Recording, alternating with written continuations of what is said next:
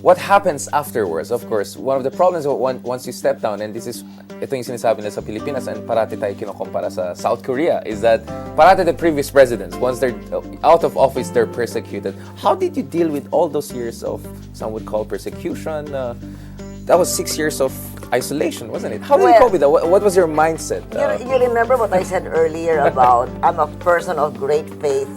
So my faith sustained me during that period. And also, the loyalty of my family and friends.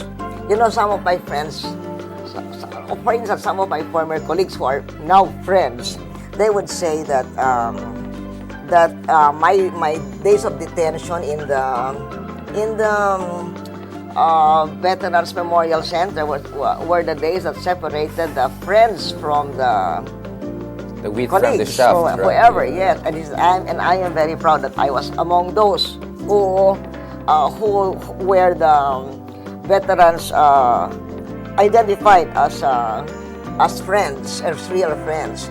But one thing that also made me weather it was that I knew it was political persecution, perhaps misguided, because some of those who are persecuting me are now the ones being accused of even more serious crimes.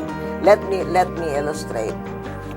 Most of the cases against me were dismissed even early on, even during the Aquino administration. But they decided to stick like a dog on a bone in the PCSO case. How much did it involve?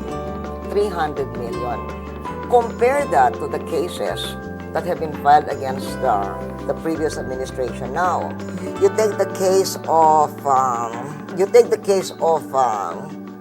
the DAP. The DAP, 72 billion compared which was to declared partly unconstitutional. Compared to 300 million. And then the Dengvaksha, 3.5 billion compared to 300 million, plus loss of lives, and so many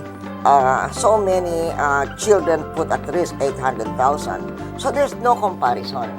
But even then, even if there was political persecution, the moment the previous president stepped down, the Supreme Court acquitted me and said that there was no evidence. They even said there's no evidence. And you think that didn't have to do no anything with political evidence cycles?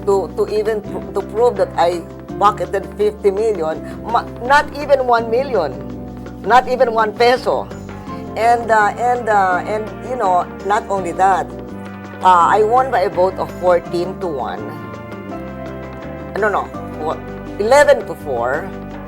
And half of the previous president's appointees voted for my acquittal. So I'm very grateful for that. And what I can say though is that now that it's all over, I really have no bad feelings towards anyone. And I've always said that I hope that I will be the last victim of political persecution in the future.